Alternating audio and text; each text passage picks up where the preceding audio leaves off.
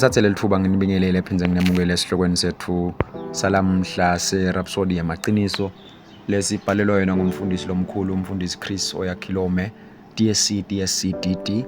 Lamhla lisondvo tilishumi nesithupha kuyinyanga yaFebruary umnyaka losedulu wa-2025. Sifundza sihloko lezimnanzi kakhulu lamhla lesithi kukholwa nekusebenta kwakho. Ukholwa nekusebenta kwakho. Umfundisi uzihlephulela encwadzini yamaHebheru sahluko se-11 ivesi lekuqala lofundzeka kanje: kukholwa kukuqiniseka ngetinto lesethembele kuto, kukweneliseka ngetinto lesingakatiboni. Uyaqala umfundisi uyayichaza indzaba uthi bantfu labanyenti banekudideka ngekukholwa nekutsi kusebenta njani. Bavama kutsi ngithandazile ngakholwa, kodvwa angikakutfoli loku bengikuthandazela. Loku kuyinkhomba yekucala kutsi abaqondzi kutsi kukholwa kuyini nekutsi kusebenta njani. Kukholwa kusiqiniseko ngetinto lesethembele kuto, kukwenetiseka ngetinto lesingakatiboni. Ligama leNkosi malibongwe. Uyachaza umfundisi uthi lokusho kutsi kukholwa kukwenta kuphatheke loku lowethembele kuko, loko lokulangatelelako sekukhona. Lokusho kutsi nawuthi unako awendeli kutsi ukutfole, kodvwa uyati enhlitiyweni yakho kutsi sewuvele unako ngoba kukholwa kusiqiniseko ngemaqiniso lesisengakawaboni. Kwenta sibonelo, nawucela umsebenti noma yini kuNkulunkulu ungasho kutsi ngikugadzile, ngiyakholwa kutakuto, kodvwa tsani sengivele nginako. Ligama leNkosi malibongwe.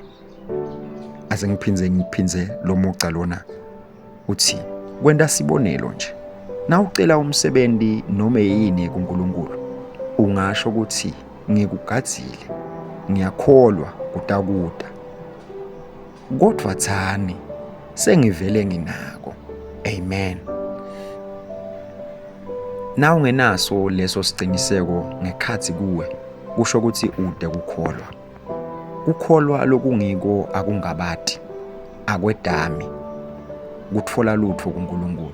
Kukholwa kusiqiniseko, akukwati futhi akukwemukeli kungaphumeleli. Kukholwa akubuti kutsi angeka kutfolileni, ngobe kukholwa sekuvele kunako. Inkosi Jesu yathi, ngobe ngiqinisile ngithi kini, naningaba nekukholwa lokuncane lokungangenhlavu yendlulamithi, ningathi kule ndzaba suka la uye lapha, ivele isuke, kude lokungete kwenteke kini. Lokho sikutfola embhalweni waMateyu sahluko se-17 nawufundza livesi le-20. Uyachubeka umfundisi uchaza indzaba kamnanzi uthi kwenta sibonelo, nase umemetele kutsi wemukele kuphila egameni la Jesu, ungalibali kuhlola kutsi timphawu tekugula tisekhona yini. Kukholwa kusiqiniseko. Ngeke uthi uphetse siqiniseko kepha ube usathi angikakutfoli. Kukholwa akubuti kutsi nakungendeki ke kutakwendeka kanjani vele, noma ngitakutfola kanjani. Kukholwa kuyati kutsi vele sekwentekile, ngako-ke kukhuluma kuphindze kwente ngendlela lefanele. Haleluya. Amen. Uyabhala umfundisi uthi sinayo incwadzi lemqokwa lenesihloko lesithi How to make your faith work. Lokuchaza ukuthi ungakusebentisa kanjani kukholwa kwakho.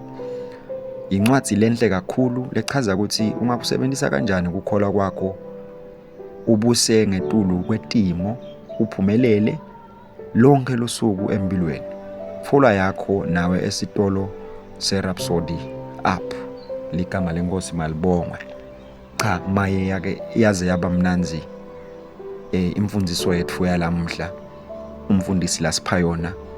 Ngiyacela ukuthi sithathe umthandazo nisho lamavi nilandzele mina nithi babelo tsandzekako, ngihamba eqiniseni lelivi lakho, angiyinketi indzawo yekungabata, ngibambelela esivumeni sami sekukholwa ngaphandle kokungabata.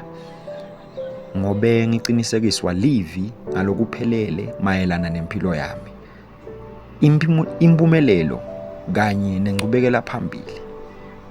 Ngiyakubonga ngempilo yokukholwa longibitele ukuthi ngiyiphile egameni laJesu. Amen.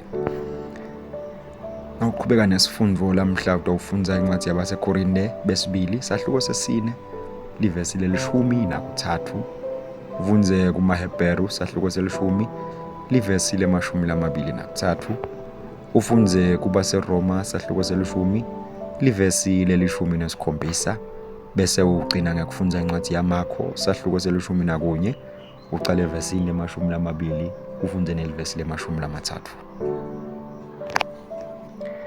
Nawufundza luhlelo lokufundza iBhayibheli ngeminyaka munye utawufundza incwadi yaMakho sahluko sesibili uqale evesini lekuqala uyogcina evesini le-22 ufundze incwadi yaLeviticus sahluko semfica kanye nesahluko se-10. Luhlelo lokufundza iBhayibheli ngeminyaka emibili lona ufundza incwadi yaMateyu sahluko se-14 uqale evesini le-34 uwelele esahlukweni se-15 uqale evesini lekuqala ugcina evesini lemfica bese ufundza nencwadi yaGenesis sahluko se-47. Ligama lenkosi malibongwe. Sethemba nibusisekile nisafundza nathi sihloko sethu salamhla serhapsodi yamaqiniso lesibhalelwe ngumfundisi lomkhulu umfundisi Chris. Nibe nelanga lelihle nibusiseke. Inkosi inibusise. Amen. Siyakumema ukuthi wende Jesu abe yinkosi yekuphila kwakho ngekuthi ke uthandaze nangu umthandazo emva kwami. Shano ke uthi Nkosi Nkulunkulu, ngiyakholwa ngenhlitiyo yami yonke kuJesu Kristu imvodzana yaNkulunkulu lophilayo. Ngiyakholwa ukuthi wangifela futhi uNkulunkulu wamvusa ekufeni. Ngiyakholwa ukuthi uyaphila lamuhla. Ngiyavuma ngemlomo wami ukuthi Jesu Kristu uyinkosi yekuphila kwami kusukela lomuhla. Ngaye nangeligama lakhe nginekuphila lokuphakatha sengidelwe kabusha. Ngiyabonga Nkosi ngiyekusinzisa umphefumulo wami. Nyalo sengumfana waNkulunkulu. Haleluya. Siyakuhalalisela nyalo sewungumfana waNkulunkulu. Kanti ke kufundza kabanti ngempilo yakho lensha kuKristu. Sikhona njengelibandla laseChrist Embassy eSwatini. Ungasishayela ku7607 2865 noma ke 76124 noma ke usibhalele eposini lefu lembane lelithi ce@swatini@gmail.com. Siyabonga.